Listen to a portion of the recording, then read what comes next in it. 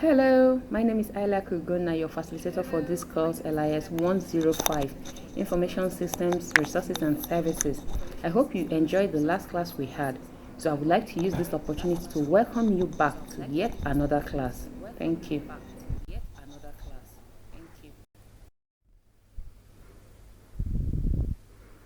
So for today, we are going to discuss information services and sources.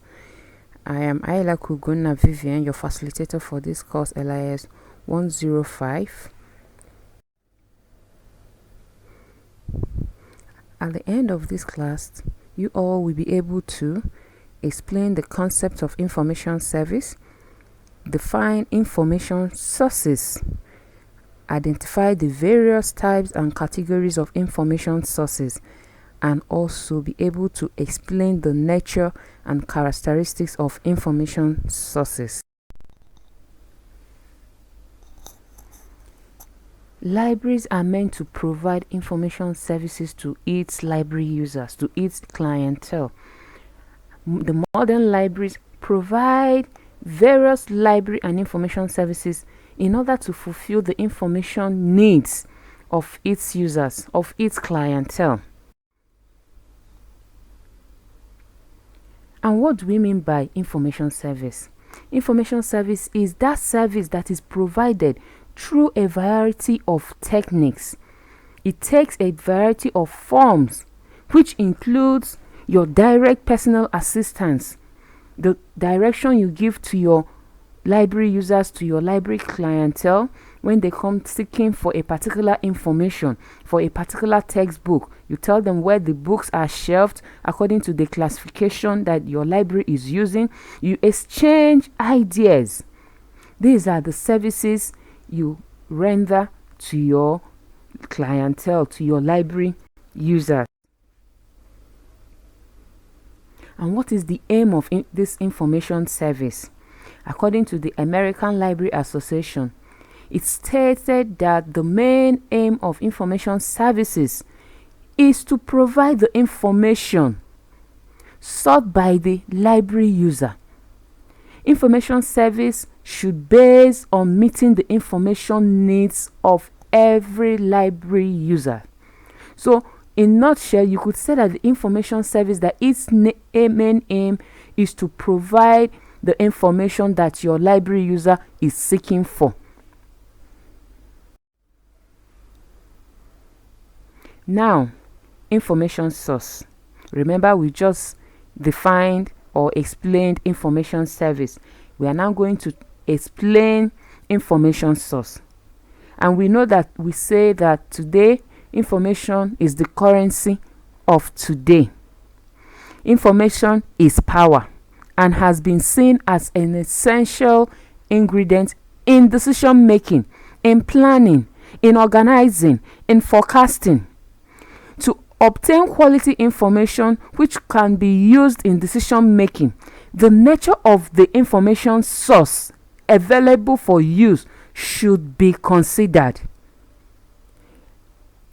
Now, getting an information from a fake source, you will now use it in making your decision in your organization. Oh no, you have to consider the available source, where it's coming from. Is it authentic? Information sources are the platforms or media on which information is documented or stored or preserved, managed, disseminated, or retrieved for easy utilization by its user. You could also say that an information source is where you got your information, or where you got your knowledge from, or where you were informed about something. This implies that one can get information from observations, from documents, from records, from experiences, from human sources such as their speeches. These are ways you could get your information source. Now, what are the types of information sources? we have the primary information sources. How can we define these primary information sources? These are information sources which are regarded as the first-hand information, first-hand words, images, objects created by a person directly involved in the activity or activities. It is known as a direct speech and not a reported speech. And these primary information sources includes personal letters, eyewitness testimony in a court trial, in an accident, manuscripts, speeches, maybe speeches of presidents, past president or present presidents, spoken stories, experiences, telephone conversation. There are lots of information, primary information sources. So we could simply say that primary information sources are the original information materials. Listen, they are the original information materials from which other information sources are derived. So they contain the new and authentic idea or new interpretation of already known facts. The second type of information sources is the secondary information sources. These are sources of information that are derived from an already existing information source, which is the primary source. Most times, secondary information sources come from a further interpretation of a source of information. They are documents that are analyzed, comment on, described, discuss, evaluate, and interpret the evidence provided by the primary sources. And these secondary sources, they usually cite the primary sources of information as well as enable the user to locate a primary source of information.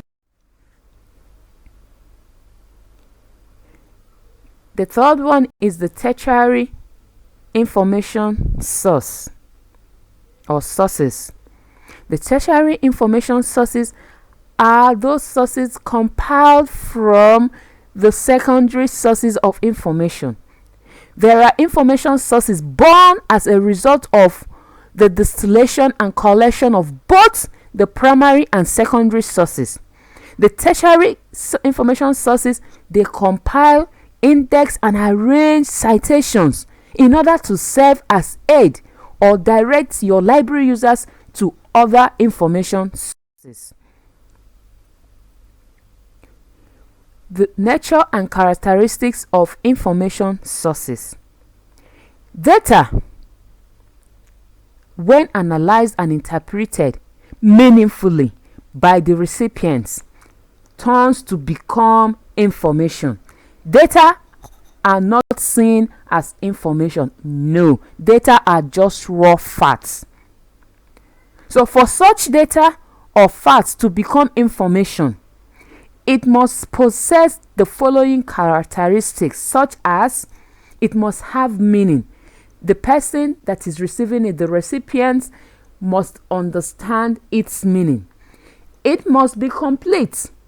And what do we mean by being complete? It should contain all the necessary facts and figures. And it should be relevant, not meaningless. It should be meaningful to solve a problem at hand or in the future. Another characteristic is that it must be available. It should be made accessible to any individual who needs it. So as a librarian or a library and information professional, you should make available your information, make it accessible to your library users in order for them to access it. Then, timely. All information should be delivered at the right time when it is needed.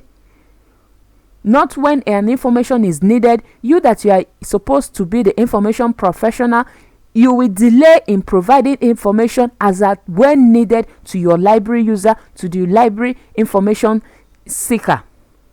And the information needs to be concise. It shouldn't be bogus. It shouldn't be ambiguous.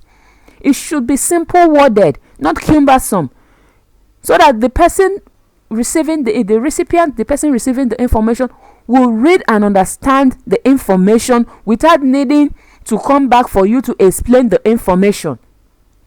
And it should be cost effective. Access to any form of information should not be expensive. The money spent on information should not be higher than the problem it is expected to solve.